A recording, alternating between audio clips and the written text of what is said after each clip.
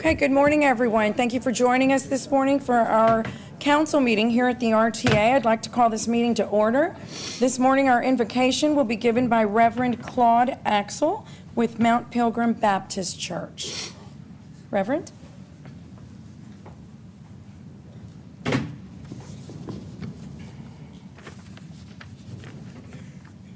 Shall we at this time pray?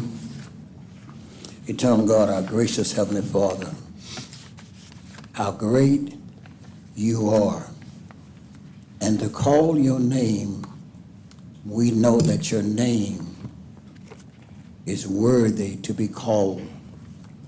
And this morning, we come to this city council meeting asking for your divine favor and blessings upon this council.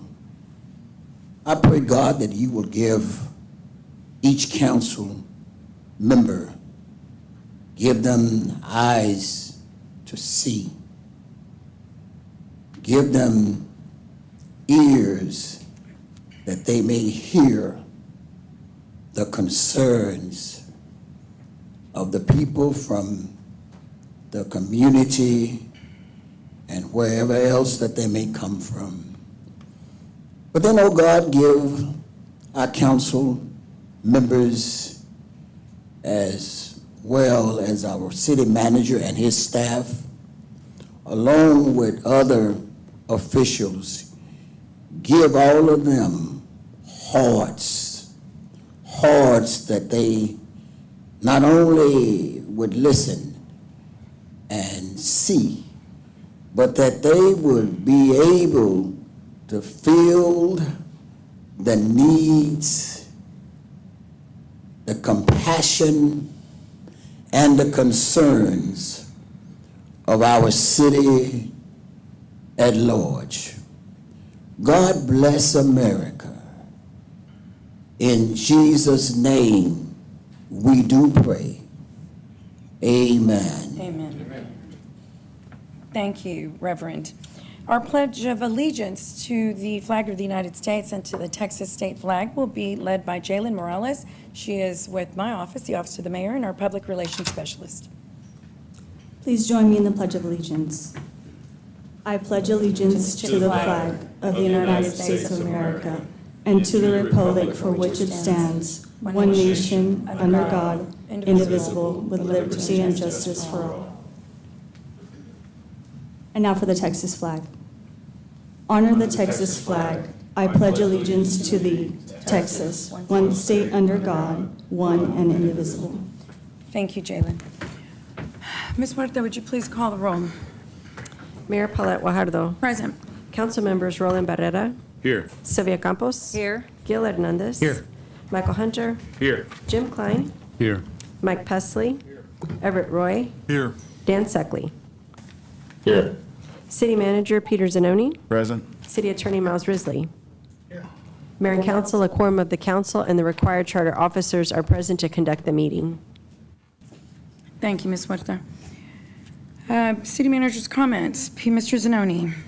Okay, are you going to do a safety briefing? Yes. I'm sorry, Stephanie. would Okay, you we'll please do the safety briefing first, Yes. since we do have a lot of people here. Thank you. Good afternoon. In the event of an emergency, we will exit the boardroom to my right, the council's left. Proceed down towards this west stairwell down to the first floor, where you will exit through the west side doors. Once outside, you will continue toward the clock tower adjacent to the transfer station. Secretary Rebecca Huerta will account for all the council members, and I will be the last one out to ensure everyone gets out safely. 3 things to remember during the emergency. Please do not use the elevator. Please only return once the all clear has been given. And if we need to shelter in place, we will do so in the west side stairwell. Thank you. Thank you, Stephanie. Okay, Mr. Zanoni. Okay, great. Thank you, Mayor. Mayor and members of the council, we do have 2 items on the city manager report this morning. And the first one is an acknowledgement of Drew Molly, our chief operating officer. I recently appointed him to this position permanently, and you're going to hear a lot from him today. But just do a quick introduction of him, then he's going to say a few words to the council. So on Monday, January 8th, I appointed Drew Molly as the permanent Chief Operating Officer over Corpus Christi Water. And Drew has served as an interim Chief Operating Officer since September of 2023.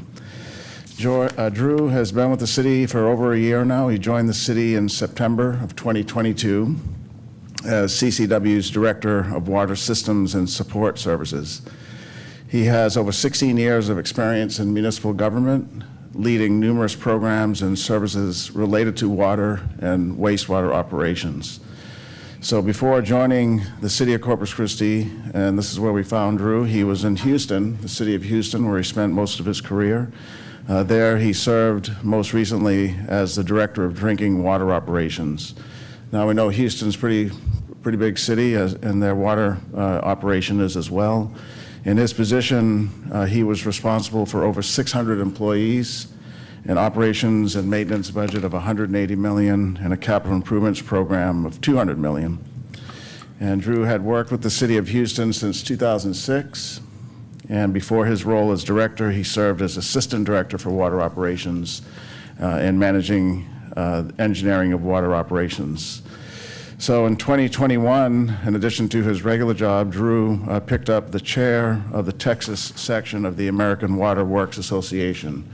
And he still holds that important extracurricular role today, leading this very important association, the American Water Works Association. Many staff members are members of that association, but statewide, these leaders in water meet frequently and share ideas and continue the network. That helps us out as a city, and it helps them out in their profession, and Drew is the chair of that association.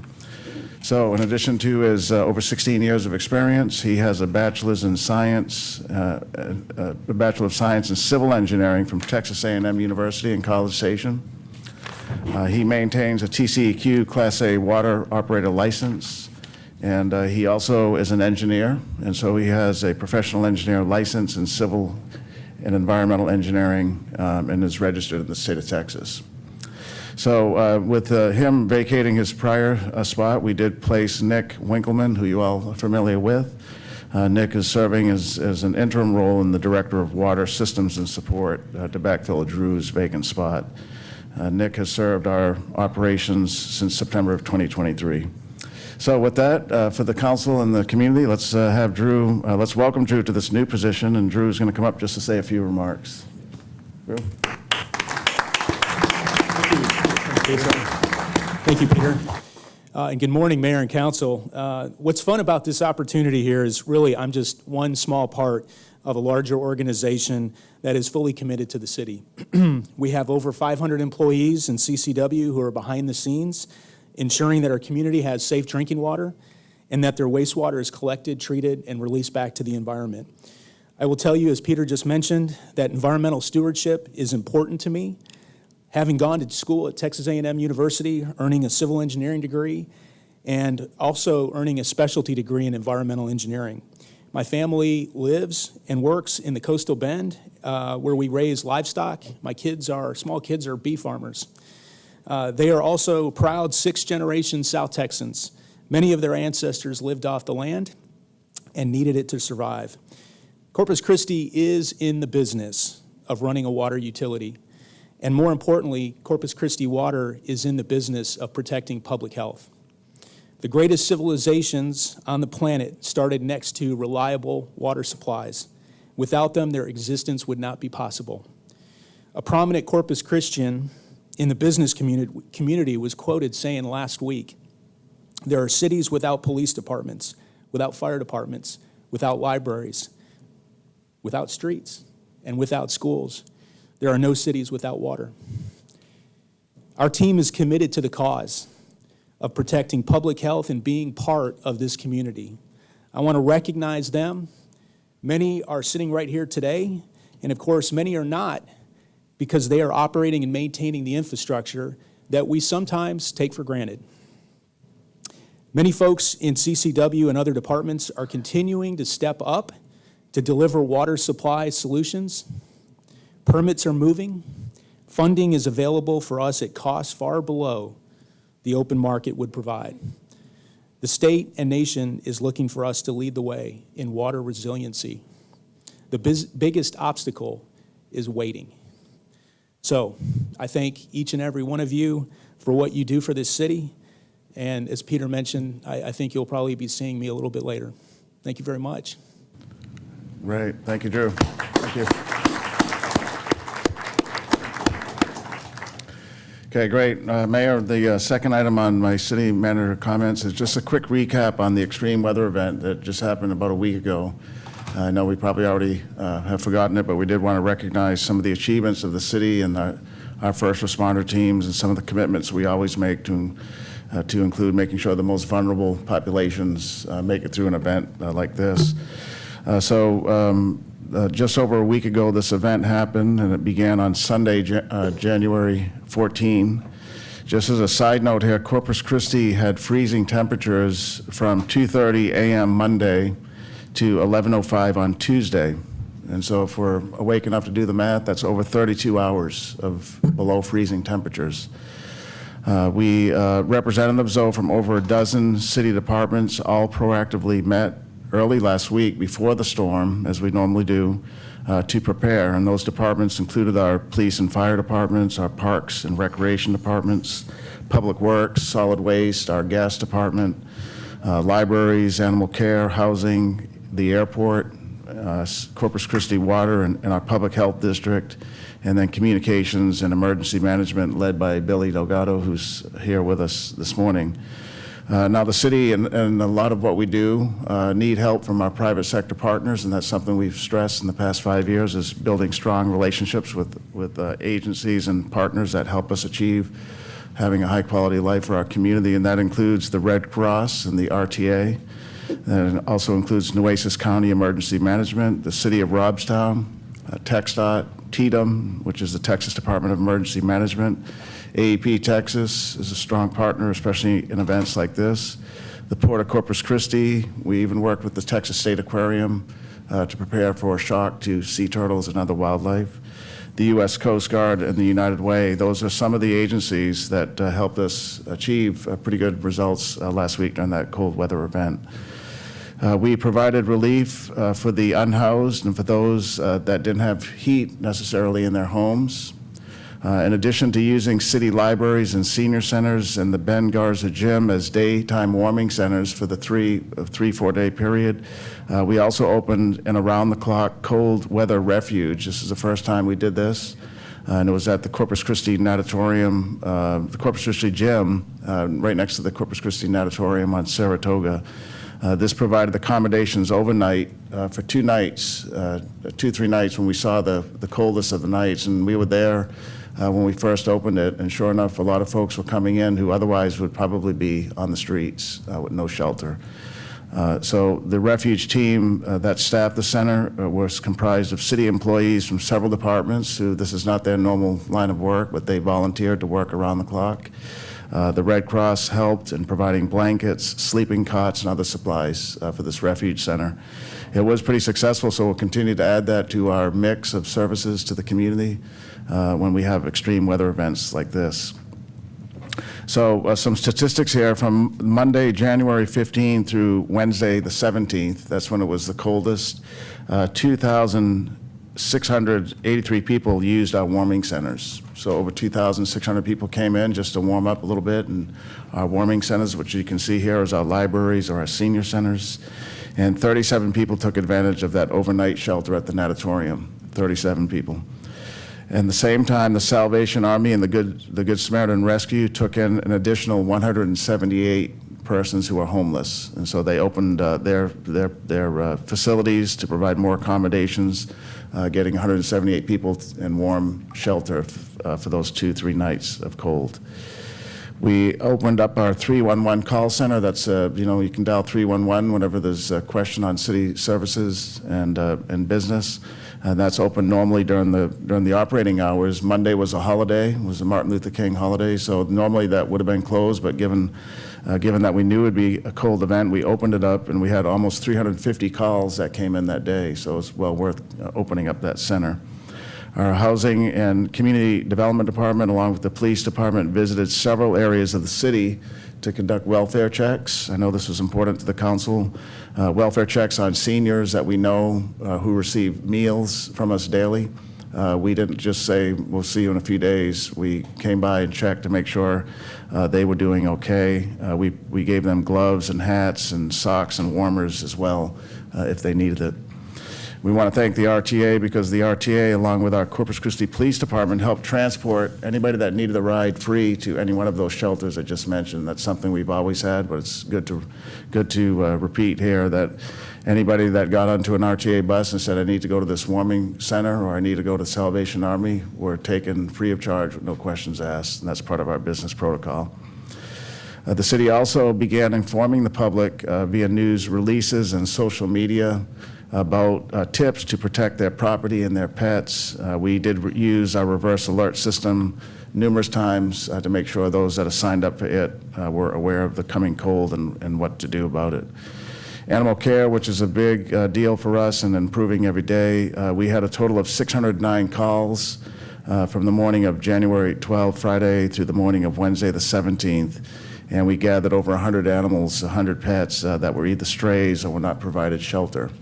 So we picked those up. Our animal care team, this time for the first time, and probably the first time, I don't know, ever, worked around the clock. So they weren't on call. They staged the employees, so somebody was working around the clock for that 3-day period, and that's where we picked up many pets in the late evenings.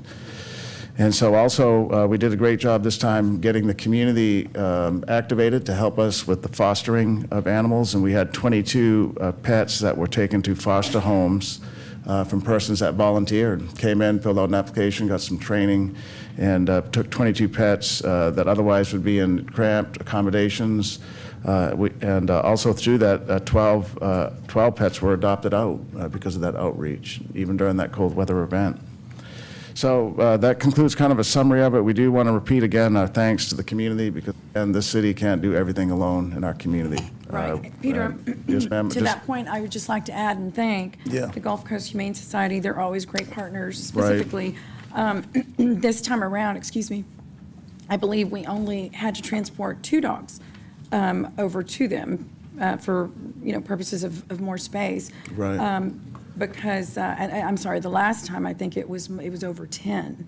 And that goes to show, and also to thank our residents who stepped forward to short-term foster. Because they took those dogs, we were able to bring in more and accommodate more, so to Right. many of your points. So Yeah, thank you to the ma'am. community, as you mentioned. Right, the Gulf Coast Humane Society helps if a homeless person wants to go into a shelter and has a pet with them. They oftentimes won't go into the shelter because Right. there's no accommodation for the pet. So our partner, the Gulf Coast Humane Society, takes those animals until the person's back out from the shelter. So thanks them. RTA, we want to thank the Red Cross. HEB, as always, is a huge community partner with food. The Salvation Army, the Good Samaritan Mission, and then Mother Teresa Shelter also expanded their services. So in all of our city weather-related emergencies, the key thing is this: protecting people, pets, and property. That's our goal. We don't want to lose any life, and our teams continue to demonstrate their commitment to ensuring we are prepared during weather events like this. And this city organization and our partners have a great track record of this, great protocols, and we're proud of them, and we thank them for the extra work that they did. Billy's here. Billy, could you just wave your hand? Billy was working around the clock as well, our emergency management coordinator. He becomes the focal point for all of our teammates with all things direction related and then information sharing. So Billy, thank you for another successful emergency preparedness event. And Mayor, that concludes my comments. Yes, ma'am. And I'd also just like to point out Parks and Rec. I don't know if Robert Dodd, I think I saw him earlier. There you are. Robert, yes, Thank sir. you. Thank you to the team. You guys did an amazing job. Thank you very much. Councilman Klein, I think you have a comment? Yeah, just very quick. I want to compliment the city staff on opening the 24-hour center in particular. That's a great step forward. There was some areas for improvement. I came up here to the RTA area, the transfer station, at about 5 o'clock Monday evening, and people who are unhoused did not know about the 24-hour center. When I told them that it was at the Corpus Christi gym, they asked how to get out there.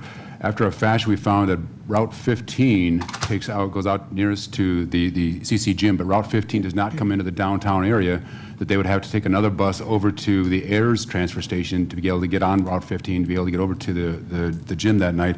And so there was a lack of information. The lack of information about that amongst the drivers here and the RTA staff here as of about 4:30, 5 o'clock Monday evening as well. And so I think it's a great effort, great endeavor. I think it's a wonderful step forward, but I think we need to kind of hone that just a bit more yet. Thank you.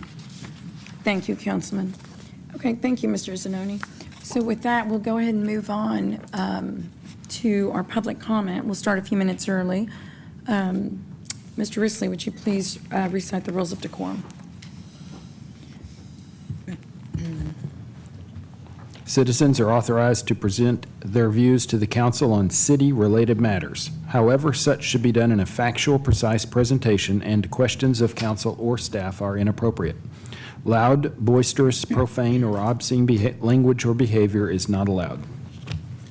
Thank you, Mr. Risley. So individuals will be called upon in the order in which they signed up electronically. In-person public comments will be taken first, followed by virtual public comment. Corpus Christi residents will take precedence over non-residents. And for those commenting in person, I would just like to remind everyone that there is a recording being made of the meeting. Please speak into the microphone located at the podium and state your name and address prior to speaking. There are two opportunities in which you can make public comment. One is at this time, and the other is at the time of the item. Please choose one.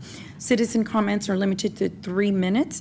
Non-resident comments are limited to 1 minute. And for those commenting in person, there is a timer to my right on the dais in front of Rebecca's area where you will see the clock winding down. Once you hear the buzzer, if you'll please conclude your sentence, we would appreciate that. If you have a petition or any information that you would like to give us prior to you speaking, please hand it to our city secretary and she will distribute that to us. So with that, we will start with Sean Flanagan.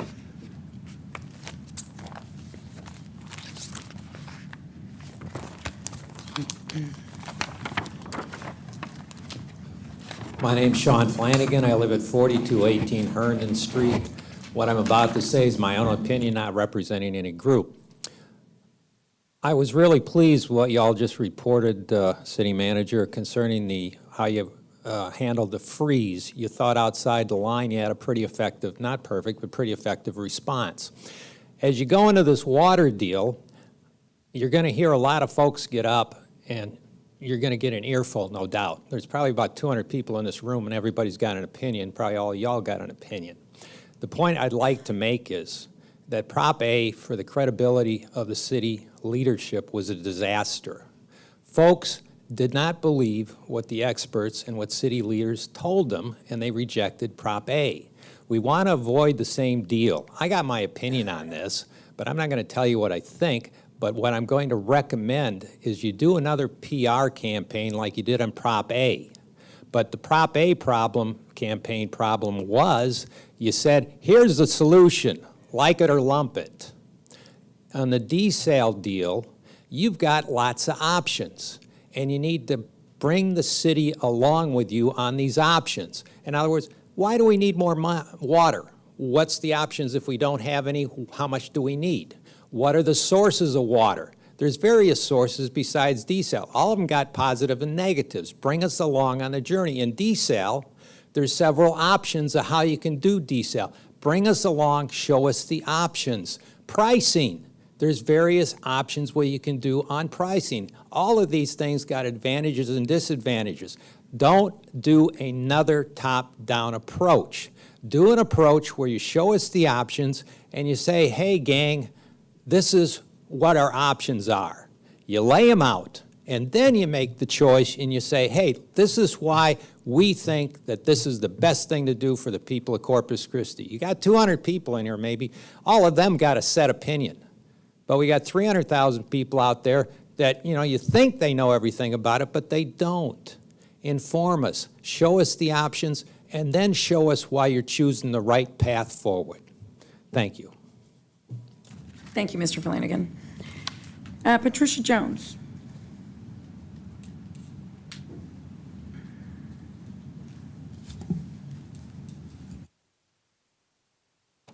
Patricia Jones, 4334 St. George Drive.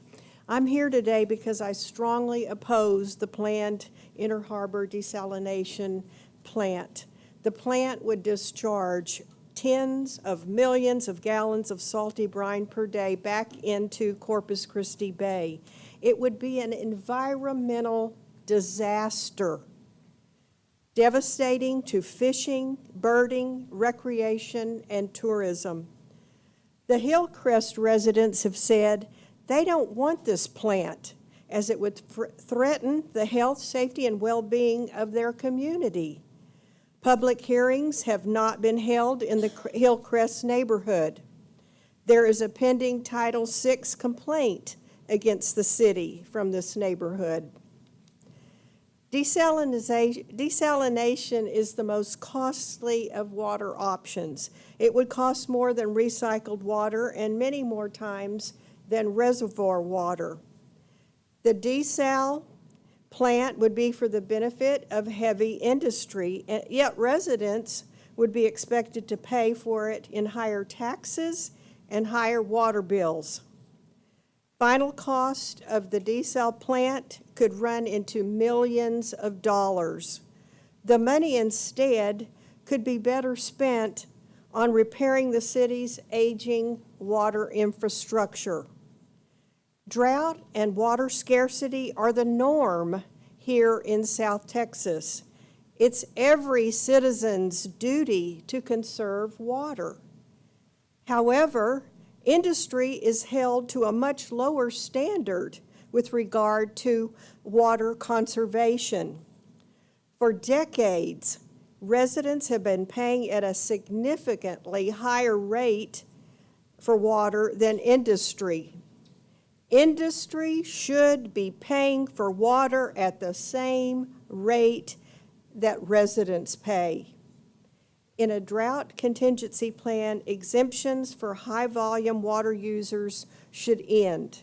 Also, in a drought contingency plan, industry should curtail their water usage at the same rate as residents.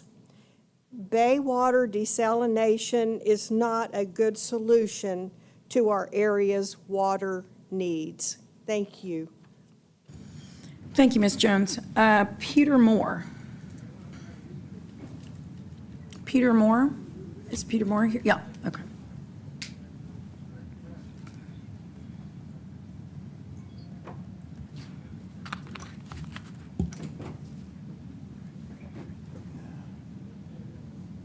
My name's Peter Moore. I live at 15110 Leeward Drive, apartment 301, Corpus Christi. I'm a historian, and I speak today as a friend of the Hillcrest Residents Association, whose historic neighborhood could be destroyed if this desal plant is approved. The Hillcrest neighborhood contains at least two significant historic sites. One is New Bayview Cemetery, an extension of Old Bayview with graves dating back to the 19th century. The other is Crossley Elementary School. This building is just shy of 100 years old, making it one of the two oldest school buildings in the district. Crossley played an important role in the history of school desegregation in Corpus Christi. The Hillcrest Residents Association has a dream of renovating and restoring this building and turning it into a community center. According to the City of Corpus Christi's Landmark Commission web viewer, a historical resources survey identified Crossley as a high priority for historic preservation. The facade of the original 1926 building is still intact and has a very nice segmented arched entranceway with a pediment. Moreover, in the city's 2021 Historic Preservation Plan, a survey of residents named Hillcrest as one of 12 neighborhoods that should be designated as historic districts. So we have a neighborhood with significant historic properties, a residents association with a dream to preserve these places and revitalize their neighborhood, a city landmark commission that sees this work as a high priority, and the city's own most recent historic preservation plan that recognizes the historical character and significance of Hillcrest. Yet the city council seems intent on erasing this neighborhood and its history to make way for more petrochemical industry development. We should be protecting our cultural heritage and investing in communities, schools, and public health, not leveling neighborhoods to bring in more industries that poison our air and water and use up our natural resources at the taxpayers' expense. I urge you to vote against this desal plan. Thank you. Thank you, Mr. Moore. John Weber. I will speak at the items. Okay. Thank you, Mr. Weber. Donna Moody.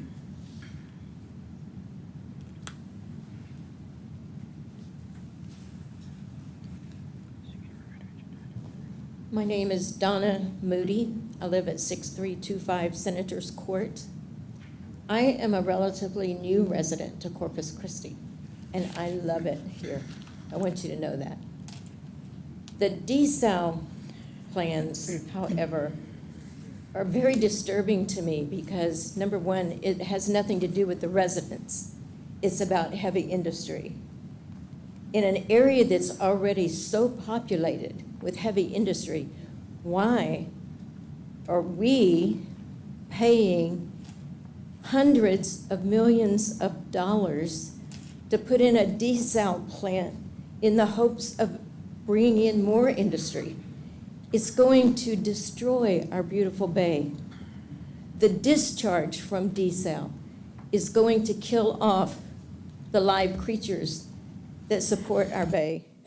What are we going to do if people no longer come here for fishing and boating and swimming in our beautiful bay? Desal will destroy it. And then I see on my phone this morning that the city of Corpus Christi is attempting to borrow an additional $535 million because of the increased cost of building this desal plant.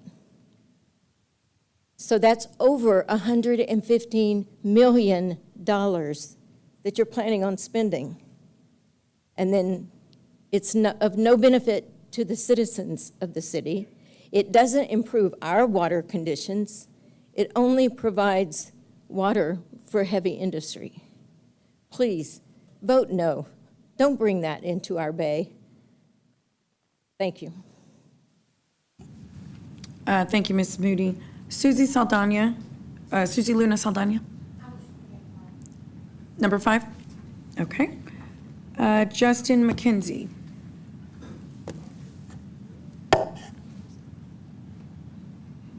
Justin? Okay.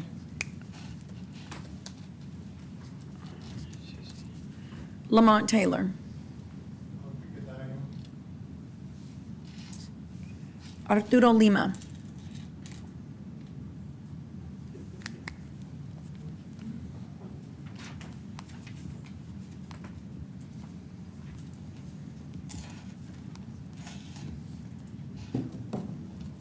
Arturo Lima, 317 People Street, Corpus Christi, Texas, 78401. Good morning. I'm here today to do my part in expressing how many Corpus Christi residents feel regarding desalination. It has been said that those against the desalination plant are a loud few, but the reality is that many people who oppose this desalination plant cannot be here like I can because it is difficult to take time off work to drive here and wait to give a public comment. I am fortunate to have the flexibility, and I am here because I believe that the planned desalination plant is not in the best interest of Corpus Christi. As we know, the 30 million gallons of water that the desal plant is expected to produce will go predominantly to industrial use. Even though this desal plant will produce so much water, drought restrictions will continue to be enforced against the residents. Even though this water is not needed by the residents of Corpus Christi because our residential water demand will not increase much in the next 30 years, the desal plant will be paid for with a $500 million loan, which we taxpayers will have to repay. And even though there are many environmental concerns raised by numerous reports, City Council continues to put profits before people. It really feels like City Council is selling the city to big polluters who will contaminate our air and water for their gain and give us back little to nothing to our community. Those of us who oppose building this desal plant are accused of being anti-progress, but I do not believe this is true. It appears that City Council and the residents of Corpus Christi have different visions of the direction the city should take. Our residents and our youth deserve better than the dirty oil jobs that you are also eager to bring to our city. We should be investing in preparing our youth for the jobs of the future like renewable energy, AI, and other technologies.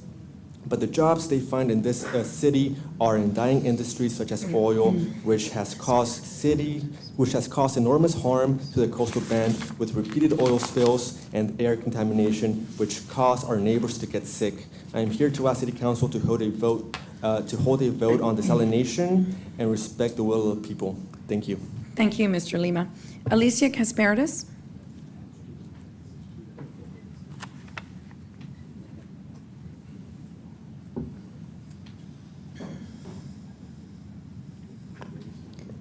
Good afternoon. My name is Alicia Casparitas, and I'm the Executive Officer for the Coastal Bend Home Builders Association, located at 5325 Yorktown, 78413. Our HBA represents over 230 members who employ thousands of workers across the Coastal Bend. I'm here to address two critical issues: our need for alternative water sources and the proposed master plans. Firstly, on the topic of water security, the sustained growth and prosperity of our region are fundamentally linked to the availability of a reliable water source. In light of this, our association firmly supports any initiative that secures a sustainable water supply for our community, now and for future generations. We believe in proactive measures to ensure our area's continued development and success. Turning to master plans. The Builders Association has long supported the city's efforts to develop a new comprehensive master plan. We remain in favor of the current proposals with two key conditions: the establishment of a formal amendment procedure for future necessary modifications, and our support at this time is limited to the conceptual framework of the plans, excluding any associated cost estimates. We appreciate the hard work and dedication of the Development Services team, the third-party consultants, and the SEAC committee in developing these visionary plans. Thank you for your time and consideration. Thank you. Jay Gardner.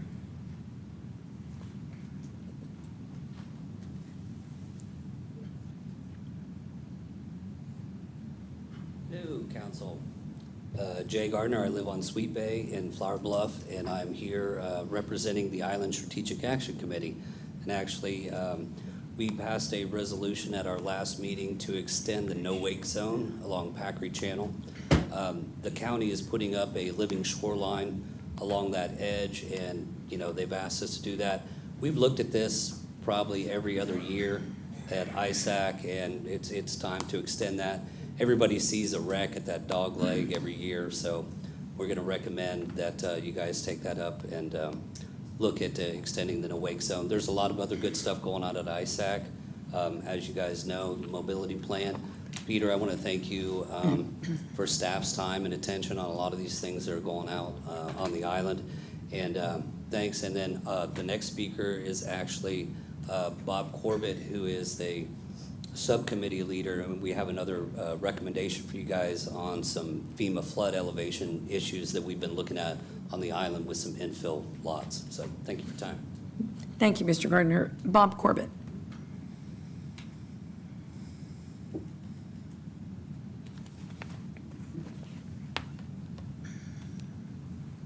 Yeah, hi, I'm Bob Corbett. I live at 13530 Carlos 5th Court on the island. And I am heading up a subcommittee on ISAC to look at this persistent problem on the island that originated about 6 years ago when the base flood elevation was increased by 3 feet. And so now we have houses adjacent to older homes built 3 feet higher. They're on foundations 3 feet higher than the adjacent property. Typically, we have 5-foot setbacks, so a 3-foot higher property across 5 feet for drainage results in about a 30-degree slope coming off the foundation. And so the adjacent properties are being flooded. So what's put in effect to alleviate flooding is actually backfiring in these areas where the newer homes are adjacent to older homes. So we did a lot of interviews. We did a lot of drive-bys on new construction when it's next to old construction, and we see the problem with these slopes. So we did a lot of research also into the Unified Development Code. There's a Texas state water code that prohibits modifying your property in any way that would change the water flow and inundate an adjacent property. So, that's something to look at. And so anyway, we made a simple recommendation. We'd like to turn it into a resolution, and we hope to, have your continued support in this area. The recommendation so far is a simple one. It's just to limit the slope from your property, the edge of your foundation to the property line, limited to 10%. which would be typically, so for 60 inches or 5-foot setback, that would be about a 10-inch drop, where the water would run off gradually. It can come down along the property line into the street or back into the canal, and not just run over and form a dam and dam in the adjacent property. So that's about it. We just, at some point in the near future, we'll have a resolution prepared that will request that the Unified Development Code be modified to limit the runoff slope to 10%. Thank you. Thank you, Mr. Corbett. Henry Williams.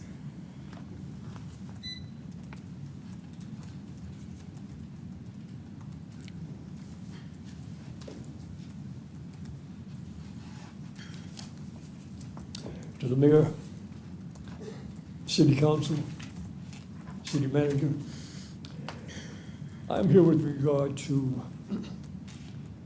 the desalination and items in the agenda. Items K 3 through 9. You all will be voting on these items today. And I would ask you to not approve these items. What is called the Inner Harbor Desalination Project, and it should be renamed the Hillcrest Desalination Project, because it's going to be in the Hillcrest neighborhood. Okay, and the water source, okay, is going to be the water in the Corpus Christi ship channel. Okay? This should not be the source of water to heal the problems of the water for the city. Okay, the water would, you all have obtained the water rights permit. And you all have also obtained, indeed, the permit to place the waste back into the city channel. Ultimately, it's going to get into the Corpus Christi Bay. What we do not want to see is the neighborhood destroyed or the bay contaminated and the sea life. That is what I am speaking toward today, but not only that. You see, I personally, I am a fourth-generation Corpus Christi. I did not come from another place to Corpus Christi. My father, my grandfather, okay, generations, okay, of my relations were born here. We have a vision for the city of Corpus Christi, that it live up to its name, the body of Christ. We must come together and learn to work together for the good of each other and see each other as one people. See the Hillcrest neighborhood, indeed, as a neighborhood that can and must be rebuilt. And I would like to ask that you indeed come alongside with us to rebuild. Find a source, a true source, indeed, to deal with the problems of the water that can be dealt with indeed successfully. And we certainly are in favor of, and I hear the buzzer, we're certainly in favor, of the healing of the problems of water in our city, but we do not believe that that is a viable source. Thank you very much. Reverend Williams, will you please state your address for the record? I'm sorry, sir. Can you state your address? Excuse me? Can you state your address? For the record. Henry Williams, 2422 Summer Street, Corpus Christi, the Hillcrest neighborhood. Thank you very much. Thank you, sir. Alexis Wong? Is Alexis here? She's not here? Oh, okay. All right. Rebecca, do you have that? No, ma'am, we don't show her signed up for WebEx. Okay. Dorothy Pena.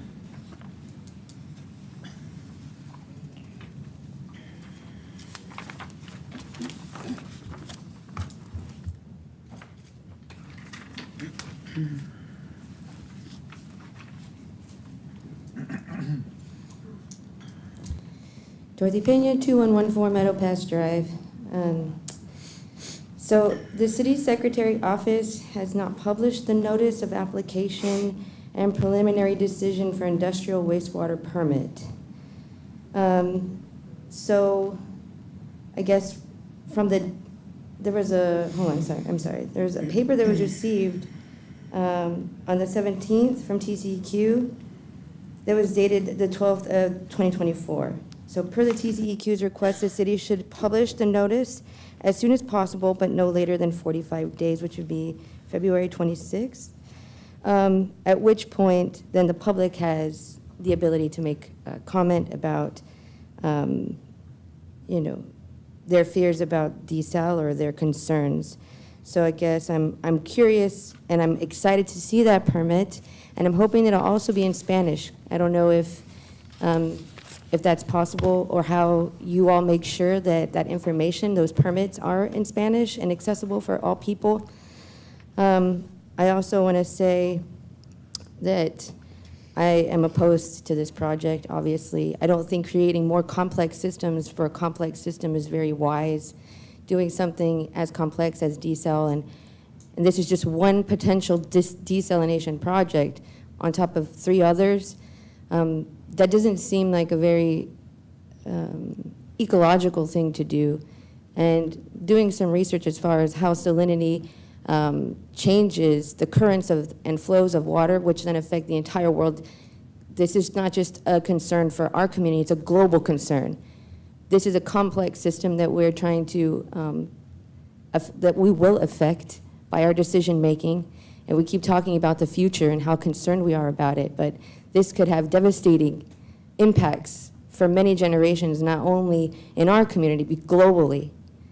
So taking responsibility for that, like it's our community's responsibility to stand up and protect this water, as much as we are asking you to do the same for us, you are representatives.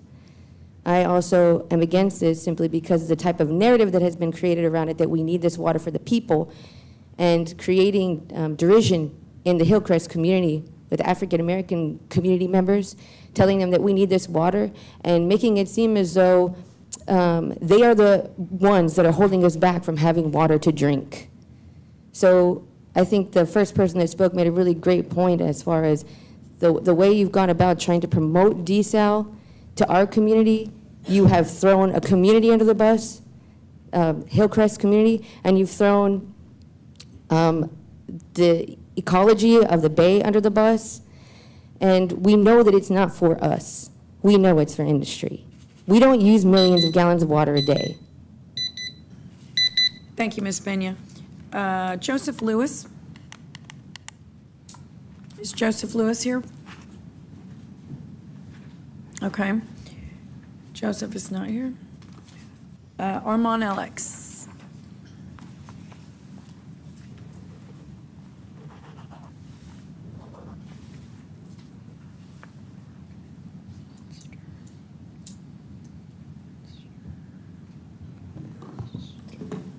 Howdy folks, my name is Armand Alex. I live at 1610 La Jolla Street in District 3. I'm here as a lifelong resident to voice my opposition to the city pursuing a desalination plant. I can only speak from my personal experience here. My background is mostly in science communications, environmental policy. I've had the privilege of working on environmentally related bills, legislation, as well as initiatives in other coastal communities along the Gulf of Mexico and other states in the US, as well as abroad with other governments. Many of these being successful, ranging from the 30 by 30 international movement around recognition and establishment of MPAs, or marine protected areas, with the State Department, toxic chemical regulation and legislation in Alaska, and a high seas treaty that is currently being ratified on an international scale, just to name a few. I come before you with a wealth of knowledge and experience working with governments to bring about equitable, safe, and sustainable policies that rejuvenate local economies and protect and strengthen community health. Many of these have been successful because of the standards and the ways of process and community relations. With this in mind, never in my time as an expert in working with governments around environmental policy or initiatives have I had difficulty with establishing sound policy and equitable projects. That is until engaging with the city of Corpus Christi and this council and the council before, unfortunately. It seems as though this council has a habit of putting profits before people, putting politics before people, and putting pandering to industry before people, including polluters over people. And all of those arrangements, the people come last. This desalination plant the city is pursuing stays committed to this habitual behavior. Our entire city is being put last because we know this plant and the water created is for industry first and only a slim amount for the people of Corpus Christi. And the neighborhood, the Hillcrest neighborhood, is being put last because of the negative impacts on the community as well. It is not too late to reverse these actions that can be categorized as environmental racism. This does not need to be this council's legacy. There's still time to rectify what could become the biggest blunder in your tenure. I urge you to reconsider going down this road and listen to what your constituents are saying today. Follow the leadership of governments and the people of this land first that put people before profits, that put people before politics, that put people over polluters, that put people before pandering to perpetuators of the climate crisis. No desal development. Hillcrest deserves better. Thank you, Mr. Alex. Mark Munster?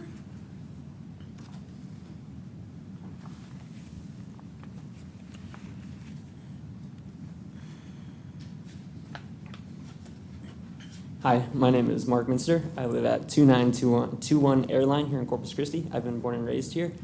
I'm here in opposition to the proposed desalination plans. I don't believe the city should spend more money that they don't have for this project. I don't believe that the economic development and the benefits that are proposed that are going to be the benefits of this project are really the best options for the people that actually live here. This is a solution to problems created due to mismanagement and caving to demands of these big polluting companies. This is not worth the potential environmental impacts on the bay that makes Corpus, what it is, why people like to live here. And this also affects the Hillcrest community, as many have talked about. It's an injustice to the people that live there. They're still a church, and as a community, they should have the same respect that any other neighborhood in Corpus Christi would get. And yeah, that's all I have to say. Thank you. Thank you, Mr. Munster. Jacqueline Curry?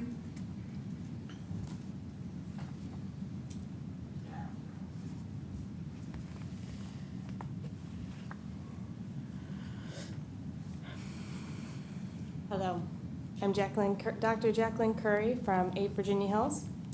I live and work in this community. My family relies on industry for our livelihood, as do hundreds of my colleagues who work locally. I'd like to give public comment in support of desalination with the perspective that it is an investment for our community rather than for industry. Our area has a growing economy, which encourages young families to remain in the region, further strengthening our local businesses for both current and future generations. Road blocking water availability efforts will not hurt corporations.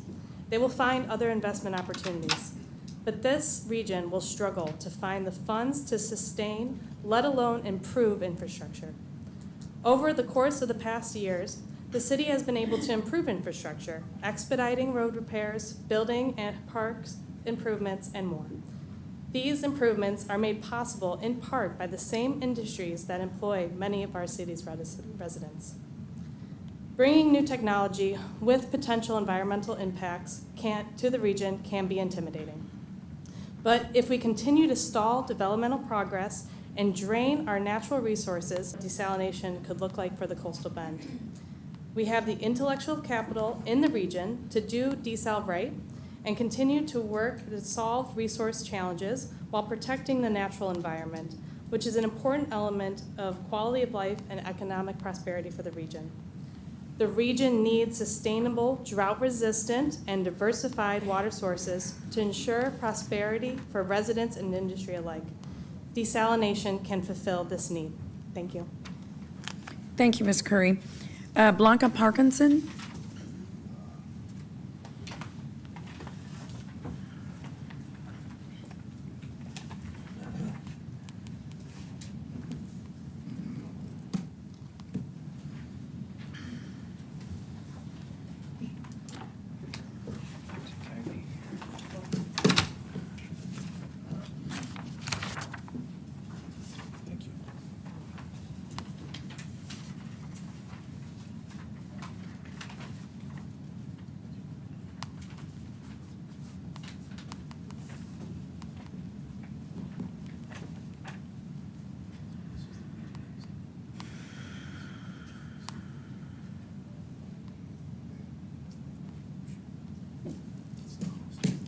Blanca Parkinson, 10801 Silverton Drive, Corpus Christi, Texas. First of all, Mr. Flanagan, these are facts. Take them to the bank, not opinions. All of you, look at that piece of paper in front of you. Look at those numbers, put them in your head, and learn them. The figure that you are putting out in public right now was for the 30 MGD plant in 2018, and it is published in the Regional Water Development Plan. So that figure that you all are giving us was for the 30 million MGD plant back in 2018. The quarter billion plant back in 2018 was a 10 MGD plant. So somebody's lying. Are we building a 10 MGD plant or are we building a 30 MGD plant? Because if we're building a 10 MGD plant, shut up about the drought, okay? That's not gonna fix lake levels. That's not gonna get us off drought restrictions. That's not gonna do anything except give somebody play money. If we're building a 30 MGD plant, say the truth. It's over $1 billion right now by your math, all right? Put that KRIS, KIII, Caller Times, publish that. It's over $1 billion. Or you know what? Don't publish it. Keep publishing your idiot stories because we're having fun telling people what you all are doing. Did you think we weren't gonna see these numbers? Did you think we weren't gonna catch it? That this gangster right here was gonna pull the wool over our eyes? And to you, and you, per a retired chemical engineer, petrochemical engineer with 40 years in the petrochemical industries, I quote, I have never in my 40-year career seen such piss poor, pathetic, upfront engineering. So take that to the bank. Why am I mad? Because you're monkeying around, you're farting around, you're promising water that we do not have. And what's gonna happen 10 years down the road, when our kids have no water and they're paying these loans and these industries are making them beg for water. Quit selling us out. What are you gonna do? You're driving us off a cliff, you're making water deals, and we all know they're in perpetuity, and this dude's not gonna fix that. Has Miles been able to undo any of the in perpetuity contracts? No. So yeah, we're mad. And you know what? Like I said, local news, don't publish it. We're just getting warmed up, and we're having fun exposing you. Look at those numbers, put them in your head, and learn them, so you can at least be worthy opponents when we come in here. Thank you, Ms. Parkinson. Dawn Osborne.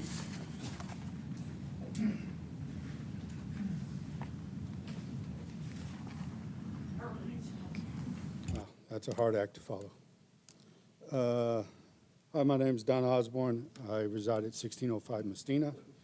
I'm here in opposition to the desalination plant. Desalination is not a solution to water shortages. It is expensive and environmentally destructive. Moreover, its downsides will, like so many other greenwash technologies, impact struggling communities the hardest. Corpus Christi Bay is an estuary, a place where fresh and saltwater mix with an average depth of 11 feet and a general circulation flow of counterclockwise. The only saltwater exchange is at Port Aransas Ship Channel, and the only freshwater inlets are Nueces River and Oasis Creek, Oso Creek, I'm sorry. Disposal of brine or brine management is very crucial to the desalination process. Its discharge can cause severe impacts on the environment and ecosystems since it contains microbial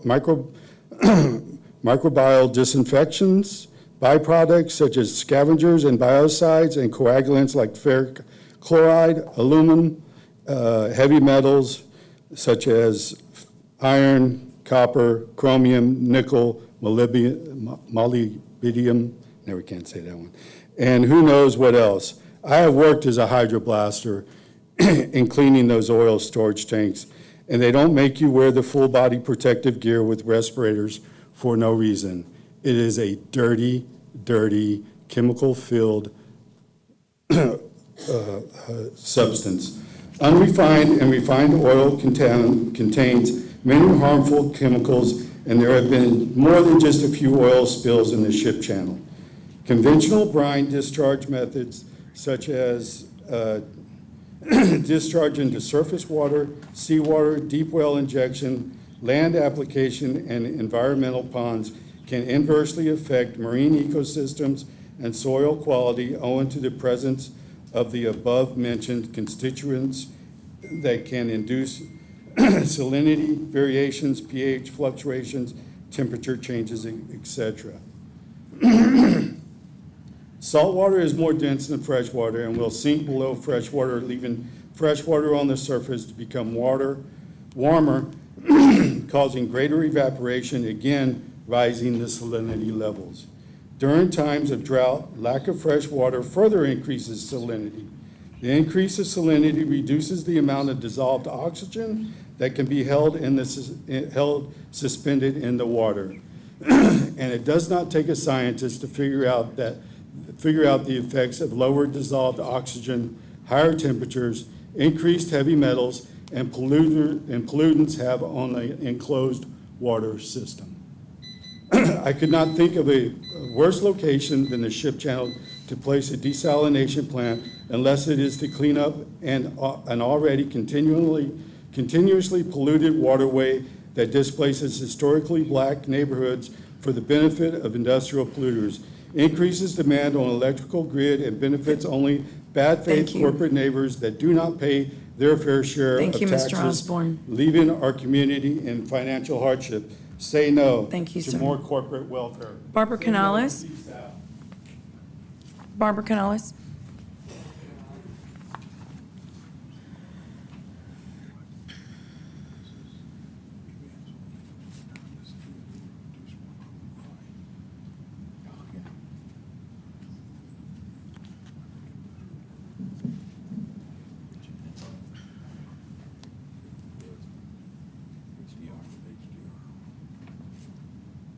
Good morning. Barbara Canales, 4920 Ocean Drive. I reviewed all relevant public testimony in the TCEQ contested case hearings for POCA's desal permit, where CC Bay and the Inner Harbor are mentioned, to prepare for my statement here today. I have served for over a decade on the Coastal Bend Bays and Estuaries Board and even served as vice chairman. I am very concerned about the adverse impact the city's proposed Inner Harbor desalination discharge will have on marine life in the Corpus Christi Bay. When asked about several city proposed sites, Dr. Greg Stuntz, executive director from the Heart Reese Institute, stated, "The city wanted us to consider various options, including Inner Harbor." Here's what he said: "You know, we wouldn't recommend none of these sites if we had our choice. I don't recommend, and I still don't recommend, that desalination occur with an estuarine system inside a barrier island. I've been consistent every time I've given a statement." Why do scientists not support Inner Harbor location for desal? Because you can only have sufficient dilution of the heavy brine discharge if you have sufficient water exchange. The Inner Harbor water exchange is once every 1.4 years, compared to Port A's ship channel, which is twice every day. This is a bad location. The city's own technical manual confirms tidal velocity at 0.0057 meters per second. That's 68 feet per hour. Common sense and science should tell you you cannot discharge a heavy brine into a stagnant body of water and expect it to disperse. It will accumulate. Now, the city needed to do proper far-field modeling, not near-field modeling, core mix, which is stated in that memorandum. But the Port of Corpus Christi has prepared far-field modeling, and you need to ask for that report and see for yourself and show the public what the far-field modeling shows. You should table these items today because you need further information that's been kept from you. And until you look at this report, you cannot assure the public of the integrity of this project. Not to mention, in your technical memorandum, and I cannot believe this, the diffuser will be located within the navigational channel, 32 feet depth. How can you do this and not interfere with ship traffic? It's irresponsible. We do need water, and we should pursue, but we don't need to make a bad decision about the location of a desal facility and ruin our economic engine, our bays and estuaries in the process. Promote it in the best location. Texas is counting on it. Thank you. Thank you, Ms. Canales. Maggie Peacock.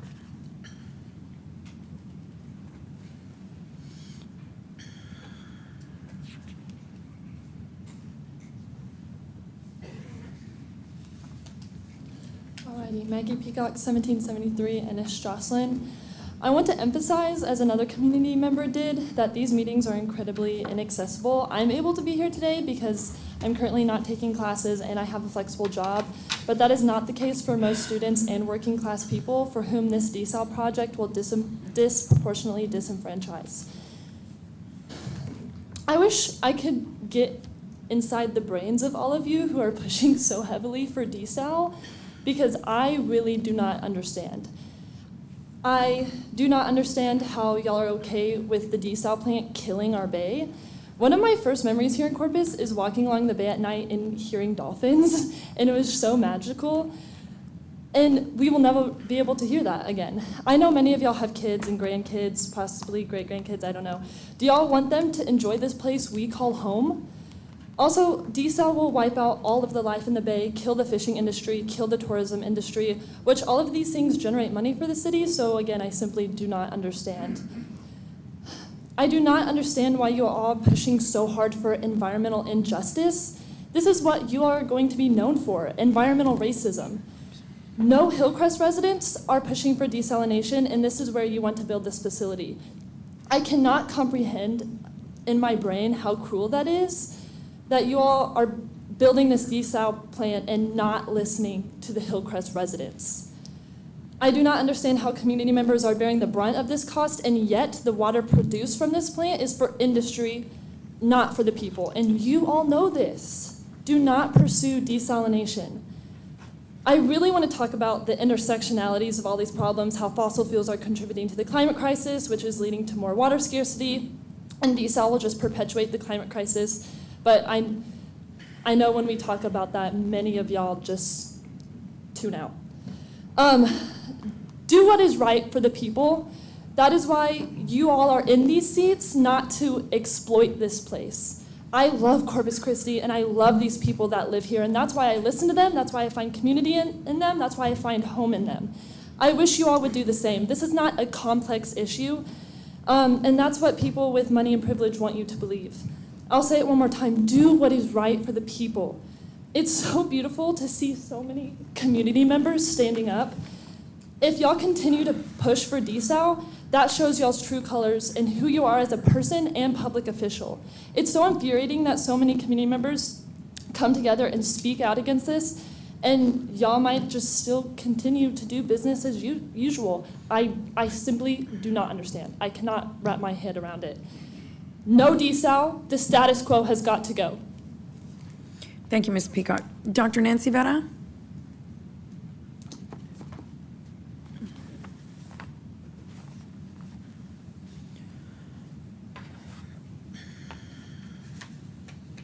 Oh, my goodness. Mayor, City Council members, I'm here opposed to the agenda item, the desal item that you're going to vote on today. I'd say a good 20 Ms. years Vetta, ago. I'm sorry to interrupt you. Dr. Can you- Nancy Vetta, Thank you. 4405 Carlton Street, 78415. Thank you. I met with a city leader, and he told me, because I went in there saying, you know, I need money to help people. And he said, call the industry, get a hold of the industry. They give to the community a smidgen of the money that they make. They can do better. A few years later, the Caller Times called an editorial board meeting with what used to be the Hispanic Advisory Committee for the Caller Times. And the editorial board asked me and other community members if we would support another industry, another company. And I said, wait a minute. You're saying that it's going to bring jobs and it's going to be a great thing. But in the 33 years that I have lived in this city, I guess I was 33 at the time, I said, I have not seen any of that trickle down to our West Side neighborhoods, to our poverty-stricken, homeless children. And I certainly haven't seen it go to the children in our public schools. That is why now we are struggling to get changing tables for pre-K 3-year-olds in the Corpus Christi Independent School District. All of these social ills manifest in our schools. If the industry is really serious about getting these breaks, then they should do their part and give back to the community, which they have proven over and over again that they have not. Why should we, as taxpayers, as human beings, believe that this is going to benefit our community when I haven't seen any of that in the last, I've lived here now I'm 60 years old. So I suggest that you please not give this gift to industry out of the pockets of taxpayers. It's the wrong thing to do. Let's help our homeless population. Let's help our children, our poverty-stricken families, domestic abuse programs, and all those programs that we so desperately need. Have the industry pay for it because they still don't want to pay for the water. Let them pay for humanity, unless you want us to pay with our own lives. Thank you. Thank you, Dr. Vetta. Francis Maury? Is Francis Maury with us? Francis Maury? No. Okay, Eli McKay.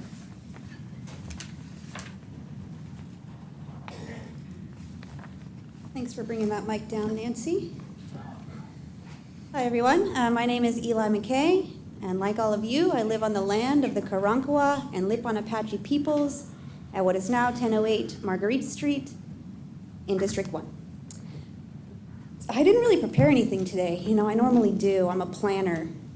But I'm here just to come speak to you and do what I always try to do and bring really positive energy to the room.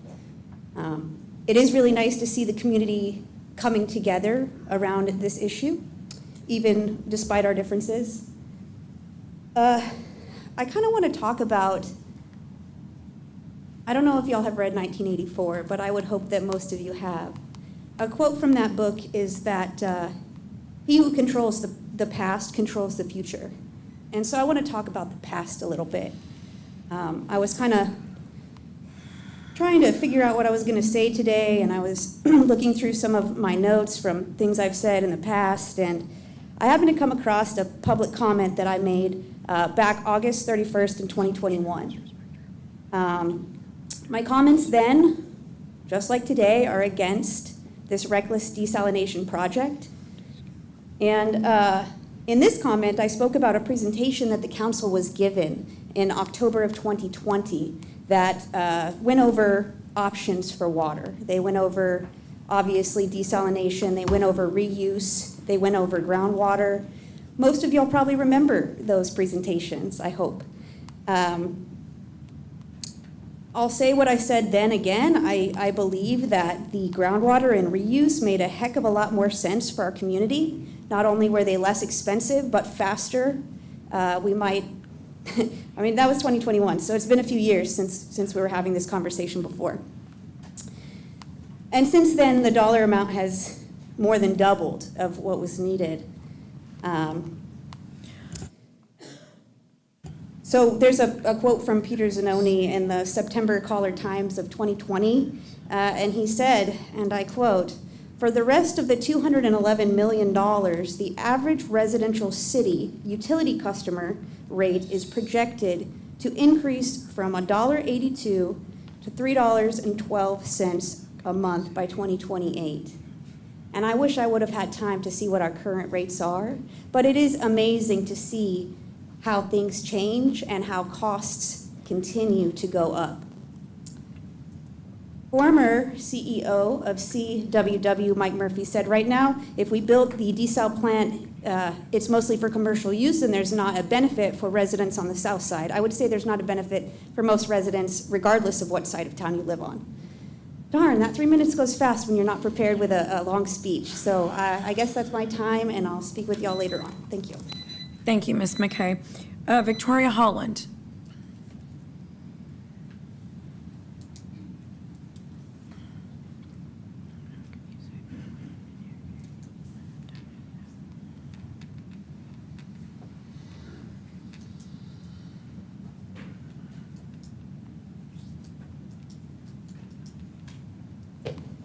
Hi, my name is Victoria Holland. I live at 235 Ohio Avenue, and it's a pleasure to be here today.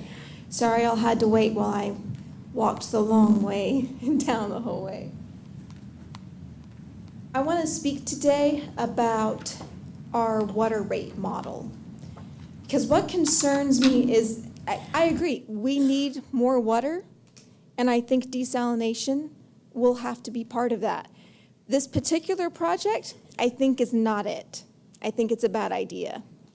I am concerned about how this rate model is going to be affected by this particular plant, and I'm concerned about the fact that it will, at best, at most, only produce $30 million barrels. It's capped. It's always going to be capped. But the costs can and will increase. I did some research on just how much the maintenance fees had an impact on rates, not the build cost for these things, not the payment on the loans, just the maintenance alone, replacing the membranes on reverse osmosis desalination plants. And the Texas government did a great study and put that out. And it is currently, for reverse osmosis desalination, anywhere between about $1.50 to $2.50 added to the ratepayers for that type of deal. Now, okay, take that and put it in a saltwater environment, which hasn't been done before. So what's the cost going to be? And I'm just talking sustainment costs. Everything I've looked at talks about the cost to build, talks about the water we get, but I don't see the sustainment costs built in. I would really love to see that.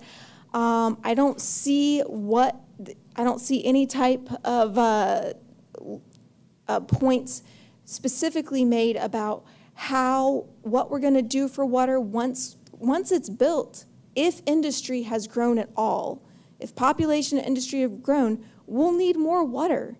Will we have the funds then to build a bigger, better desalination plant then? It's not scalable. It's not scalable. Many people have made the point that ecologically, it's got problems. It's got issues. And finally, it's not the end-all be-all solution that we need for water in this area. Listen, y'all, we can't shut industry down because then jobs go away and then people leave. We've got to have a solution that's scalable and is functional, not just for the next few years once it's able to get built, but is really one that we can ramp up if need be, for not just for ourselves, but for our surrounding communities. And I don't have anything else to say. Thank y'all. It's been a pleasure. Thank you, Ms. Holland. Isabel Araiza? Isabel? The item, okay. Rachel Caballero.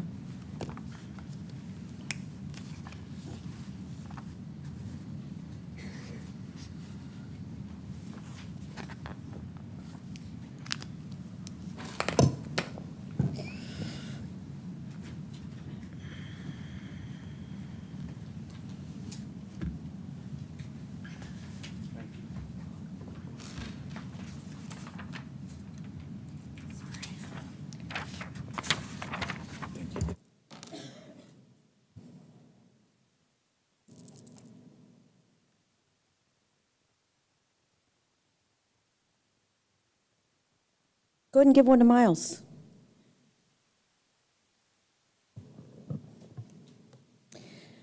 Good afternoon, Rachel Caballero, 522 Hancock. Good afternoon, elected community representatives, and our community taxpayer-funded employees. Here we are again. We thought Prop A was a disaster. The community had to come out and teach you all a lesson for not including any of us in that decision-making during the November election. Did you all not learn from it? Did you all not hear us? Apparently not, because here we are again listening to pie-in-the-sky dreams when we have an infrastructure that is failing and streets that are equivalent to third world country streets. City Manager Zanoni, I'm not sure how you were raised, but here in Texas, and especially in Corpus Christi, we are a community. We've been sitting by hoping that you, an out-of-towner, would understand this concept, but I guess that's hard to do with weekly, weekend travels away and luncheons and dinners at the yacht club. What is happening today is neither transparent, nor is it good for our community. Sold-out politicians are lying and forcing this experimental and extremely costly sham onto the community. For the record, we never chose to be a petrochemical town. We were forced to partially become one because elected community members had no backbone to say no and actually protect and represent our community. You are going to hear from many corrupt and self-serving, greedy, pro-desal activists. They have personal interests in this and have been removed from their public positions. Do not listen to these soulless people. We are and will always be a community first. This is our town, and it belongs to us and no one else. We are a coast community first, and we will remain that way, even if that means replacing every single one of you, including the city manager and the city attorney. We are demanding that you all take this to the community for a vote, as it should have always been from the beginning. We want our Corpus Christi Bay to be just that, our bay, not an industrial dumping ground. Our community is not up for sacrifice. Our bay is not up for sacrifice. Our sea life is not up for sacrifice. Our way of life here is not up for sacrifice. We are no longer up for sacrifice to fund multi-billion-dollar for-profit corporations' needs that will not benefit the community. These items on the table today are moral decisions. We are all here to take note in how you all are going to move forward. Do not let out-of-town foreigners distract you from your obligation to protect this community. We elected you to do what is right for us, and any divergence from that will result in the replacement of you all come November. The gloves are off now. Thank you, Ms. Caballero. Victoria Rogers.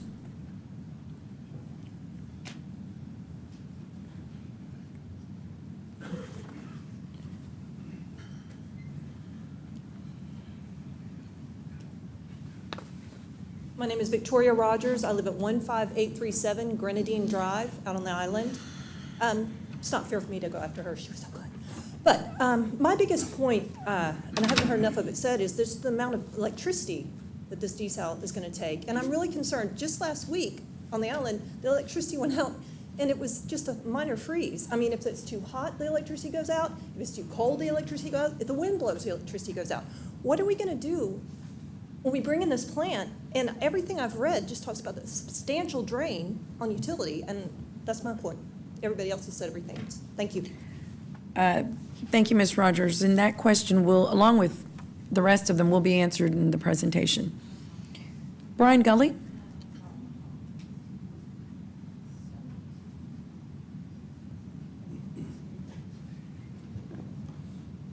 My name is Brian Gully. I'm a lifelong resident here. I live currently at 14202 Playa del Rey on the island. My background in this desal situation, I guess, goes all the way back in the 70s, where I did graduate work in Estuarine Ecology and Oceanography at the University of Texas Marine Science Institute, of which I still sit on the Science Advisory Board there. Recently termed out with 2 terms as president of the Coastman Bays and Estuaries. I've worked closely with the Port of Corpus Christi and Sarah Garza in the permitting for the desal permit for Port of Corpus Christi. So I'm very much concerned with the environment. And I've had the good fortune of being able to travel around the world and look at a lot of different desal facilities. I've visited all the biggest ones in Israel. I visited one in Barcelona, which is similar to what we want to build here. And I spent a lot of that time talking to the engineers and the people that will build some of the 3,000 saltwater desal plants that serve around the world. It's not a hoax. It's scientifically doable. It is not going to be the cheapest water. I think we all know that water is probably going to cost us somewhere around, wherever it's built, half again more than the water that we get from surface water. However, all our other options are not scalable, as the lady said. We need something that we can expand when we need it, and if we're going to borrow $750 million to build a plant, it needs to be bigger or in an area that doesn't affect the environment. It needs to be in an area that is expandable and is scalable. Because of that, if everyone I've talked to around the world, says several things about desal, and this is my takeaway. Number one, if you're going to do it and do it cheap, you need to do it big. So the bigger it is, the cheaper it is, the cost per 1,000 gallons. It needs to be built as close as you can get it to the ocean, because the salt water needs to be back where salt water goes and be redistributed back in the ocean. And because of that, I'm very concerned about the location in the Inner Harbor, and I've said this many times before. Very much want to work with the city of Corpus Christi. Drew Molly and I have had many discussions. I respect him immensely, and we agree on almost everything. But I think we're going down the wrong road if we don't think longer term. And the meetings we've had as past chairman of the Ports Long Range Planning Committee, we look 20, 30, 40 years down the road. And if we're going to be able to keep the industry with the water they need so they don't take water away from the citizens, I will tell you that these people that are coming, that want to come here, that can't come without water, are the energy transition companies that want to produce hydrogen, which is a no-carbon form of energy. And if we're going to do that for our environment, it's a very water-intensive prospect. And those people can't come unless we give them water. I will also tell you, after conversations with them, is that they will pay for the water that they need themselves, even if it costs more. So Inner Harbors, to me, is not the best place to build that. Thank you. Thank you, Dr. Kelly. Deanna King.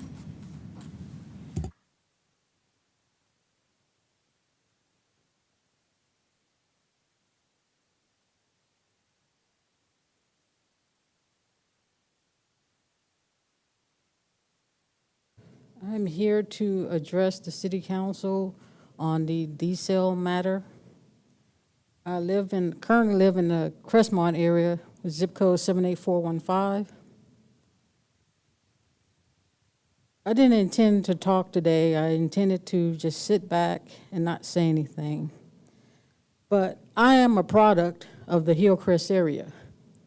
I was born in Hillcrest, pretty much raised in Hillcrest till about the age of 12. And then my family decided to move to the south side. But I still had family that lived in the Hillcrest area.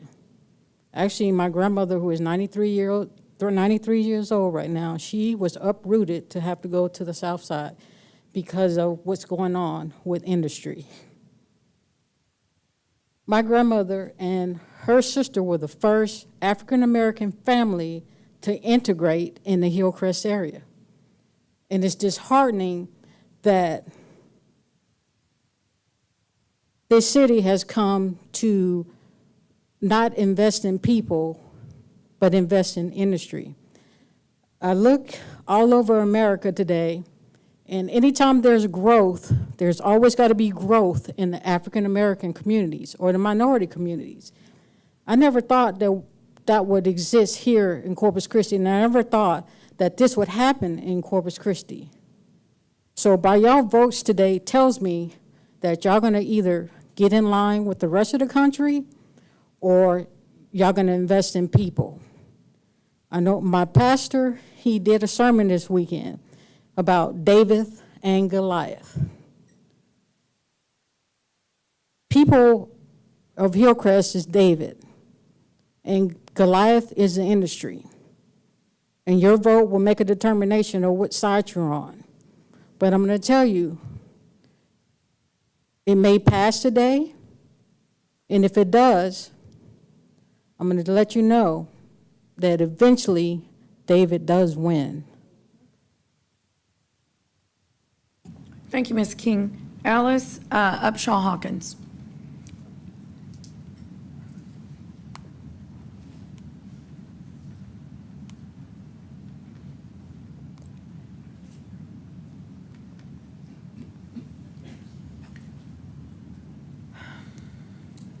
Good morning, Mayor. Good morning. City Councilman. First of all, my name is Alice Upshaw Hawkins. I live at 3605 Cottonwood Street in Corpus Christi, Texas, zip 78411. First of all, I'd like to offer my thanks and congratulations for what you did for the homeless people in our city during the freeze. I was elated. I was watching the news. I was so elated to know that you had the forethought and the energy and the inclination to think about people who are less fortunate than we were, who had our thermostats jacked up to 80 degrees. So thank you for that. I'm here to speak on the desalination issue. First of all, I'm asking you to vote against that. The Hillcrest area where you are proposing to put this desalination plant, or whatever you want to call it, is unconscionable in the back door of a neighborhood. Some of you don't address Hillcrest as a neighborhood anymore. However, we still have citizens living in those locations. The desalination plant is one of the most expensive options for water source. Right now, as of late, we know that the price tag has grown to $500 million. And the taxpayers ultimately will bear that burden. We know that there is no improvement in our community, that no matter how you spin it and it's paid for, ultimately the taxpayer bears the bill. This type of project is not popular. I believe, if I'm correct, that there's only 3 desalination plants in America. And so, with that said, if this is the right thing to do, why aren't others doing it? We know that water is a problem everywhere. We know that climate change is creating those problems for us. So I'm asking you to take a step back, and as so many that have come before me talked about the future, please don't do what Rip Van Winkle did. Went up to the mountain, fell asleep for 20 years. And when he woke up, he told the same stories, but the revolutions had come and gone. Please don't have our young people that are to come, those of you who have family members, young people, young children, don't have them lamenting the fact that 20 years ago we made this decision. Please vote against the initiative. Thank you. Thank you, Ms. Hawkins. Al Ariola.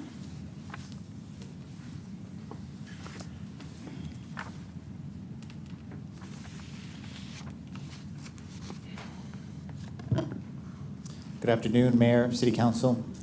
Al Ariola, 301 Louise Drive.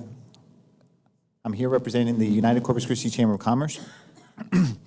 The United Corpus Christi Chamber of Commerce Executive Committee firmly remains committed to our organization's position from 2020 and believes that supporting the development of alternative water sources, including saltwater desalination, is crucial to ensuring the growth of our city and entire region. The significance of this matter cannot be overstated, considering the unique challenges our region faces in terms of water scarcity. The United Chamber recognizes the need for an adequate, reliable, affordable, predictable, and growing water supply to ensure a healthy economic climate for small businesses and families to thrive in the coastal bend.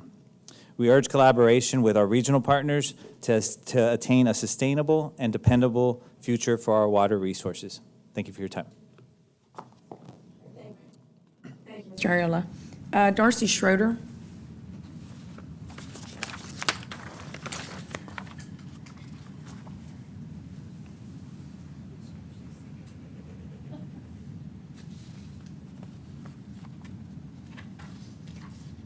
Good afternoon, Darcy Schrader, 409 Dolphin Place.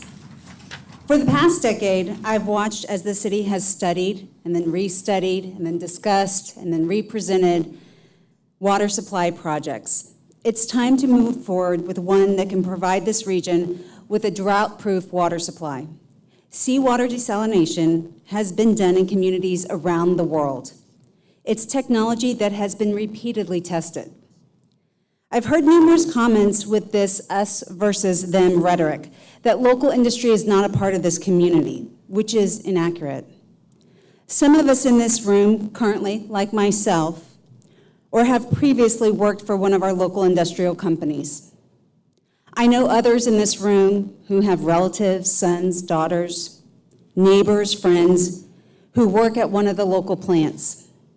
We make a variety of products, everything from transportation fuel to refrigerant that we all need in the summers. Local industry is a big part of this community. Its employees and contractors live here, have kids in the schools. We shop here, we dine at the restaurants, we fill the hotels. We contribute significantly to the local economy. Water is important to all of us. It's time to move forward on a viable supply project that will protect this entire community and ensure the continued economic health and benefits for all of us. Yes, seawater desalination is expensive. Unfortunately, here in South Texas, though, it is the drought-proof water supply project that we should and need to be considering. And so I hope you will vote to move forward today. Thank you. Thank you, Ms. Schrader. Brian Keeble.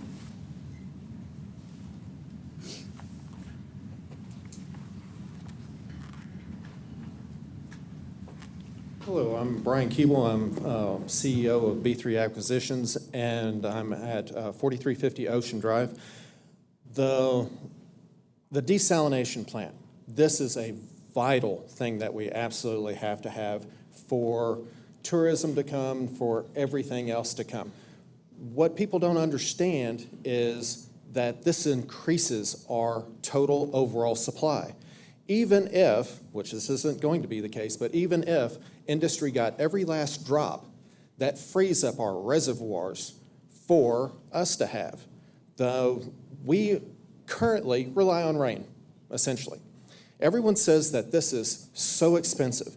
I'm not normally involved in such projects that are so inexpensive. This is cheap. Oh my God, this is cheap. In 2014, San Antonio spent $3.4 billion on a 142-mile pipeline to Burleson County to get about 40 million gallons per day. We're only going to spend $500 million, and it's literally feet away. If San Antonio is going 142 miles away, how far do we have to go? 250, 350, 450 away to get immediate water? You know, miles cannot change the contracts. If this goes sideways in negotiations with them and they pay what they were contractually agreed upon, if it goes sideways, congratulations. Now we're in federal court at $1 million, $2 million a month in attorney's fees for specialized attorneys to fight this for a decade.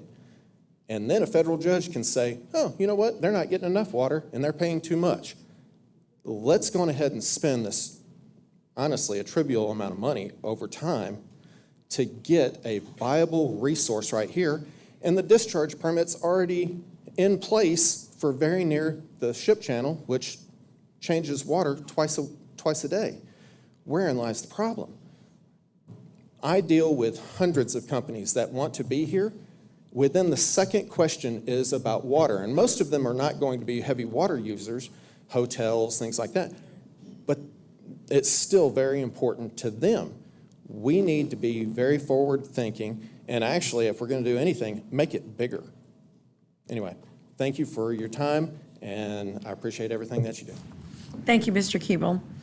Bob Paulison, and then Albert Sertuche, and then we will go to our WebEx phone. Item 3, okay. Albert Sertuche? My name is Albert Sertuche. I live at 3601 Cub Street. Good morning, City Council members. I am here to talk about the desalination plant that y'all are planning to put in our waterways. I am owner of Hard Lights Bait and Tackle, A to Z Tackle Distributing. I also have a TikTok, YouTube channel, and Instagram where everybody will be following along with us with the events that are happening now. Big Corp is wanting us to set up this fund because they don't want to be held responsible for any fallback of anything that is destroyed within the city. If it's approved by us, who are we going to sue if everything goes sideways? We ain't going to sue ourselves. Also, this is a initial amount, $500 million for one area. Y'all are talking 5 different areas that y'all are planning to put this in, where several of them are going to be collaborating together. If you're like me that live near saltwater eats everything. That's just the first initial amount. By the time they even get halfway done with creating this monstrosity, It's gonna be a lot more. You're just asking for this. You're writing an open-ended check that us as taxpayers are gonna be responsible for how long? How long is this gonna go for as saltwater will continue to eat that? That's just talking about the money in the bay. Let's talk about everything that's gonna be coming off of that brine. We use brine to treat baits once they're dead so they last longer. Well, all that's gonna do is make that bait last longer in the bay. And y'all remember what happened with red tide? Half the city was shut down. What about brown tide when that comes back? You're gonna shut down the tourism industry. You're gonna shut down the fishing communities. And those are the two biggest money makers for the city of Corpus Christi. And you're willing to play with that money? I'm sorry, I'm not for it. I know everybody else that is behind me is not for it. You can play this money game that, oh, it's only this, and we need it, and we need, y'all can't tell us anything. So I vote to table this 3 through 9 till we can see a lot more information on this, because replacing that water back into our system is not the answer. It's gonna kill it. And I'm sorry, I'm not gonna stand by while that happens. I know our voters are gonna not stand by while that happens, and destroying our local communities. For those whoever are in the pockets of big corp, I'm not attacking those workers, because without them, we can't survive. But again, too, if I pay it for a gallon or 1,000 gallons of water at a certain amount, they should be paying the same amount. I'm a small business owner. I'm doing it. Why can't they do it? They make $1 million a second? We're all struggling as a city to survive. Everybody is. There ain't a person in this room can say, I'm okay. I know everybody's being hit hard, so don't forget that when y'all try to approve this, and I disapprove of it. Thank you, Mr. Sertuche. This is WebEx. Yes, ma'am. The next speakers are on WebEx. The first speaker is Brittany Young. I signed up online before 11:30. I'm sorry, Mr. Miller, we don't see you on the list. I don't know if there's an issue, but your name doesn't appear on the list. Yes, but you came and explained, but I wasn't aware of any technical issues, Mr. Miller, so I'm so sorry, we don't see you on the list. Well, we go by what's on the list. Did we have issues with this? A couple individuals did tell us ahead of the meeting that they had some problems, so we did help assist them. But I wasn't aware Mr. Miller had an issue until now. I wasn't aware I had an issue either until now, sorry. Thank you, though. Michael Miller, 51 Camden Place. Mayor and Council, I'm not here to debate the environmental impacts of seawater desalination in the Inner Harbor. I will leave that up to the scientists and authorities having permitting jurisdiction. I'm here again to warn this council about the cost implications of what you're voting on today. Last Thursday, and literally every time I come before you and other entities to speak out against a measure, I remind you all that I bring my comments from a place of compassion for those who have chosen Corpus Christi to build a life and raise their families. The rising cost of living here cannot be ignored, and it is a huge factor in why our population growth is flat or declining. Construction costs are 10 to 15% higher due to windstorm requirements and availability of raw materials. Utility rates, and I'm talking about all utilities, electric, water, everything else, in Corpus are the highest in the state, 30% higher than the national average. Auto insurance is 87% higher than average. Homeowners, windstorm, flood insurance, forget about it. There's a reason why Property and Casualty 360.com listed Corpus Christi, Texas as the #1 city in the nation to be an insurance agent. I agree that we need water, and I also agree that we need industry, but we also need to further evaluate the other options. Seawater desalination is the most expensive option and requires the most energy. The proposed 20 to 30 million gallon per day facility could be easily substituted for a toilet to tap solution for industry processed water only. I've been told that the daily discharge of the two closest wastewater treatment plants, Allison and Broadway, is 25 million gallons per day. Considering we are already ordered to spend $725 million in wastewater improvements as part of our EPA consent decree, It would seem like a no-brainer to commingle cost commitments and try to kill two birds with one stone. Many council members have said, make industry pay for it. The reality is they have tried. Previous council denied a proposal from Valero Refining where Valero offered to pay for the infrastructure to bring effluent to their facility in exchange for paying the same rate golf courses do for irrigation. That was denied. But alas, here we are, $725 million for wastewater improvements, $750 million for desal, another $5 billion in CIP projects as part of the master plans before you as well today. That makes the $481 million for the American Bank Center seem like chump change. Yes, we must plan for the future, but that future must include a place where the citizenry can afford to live. We can do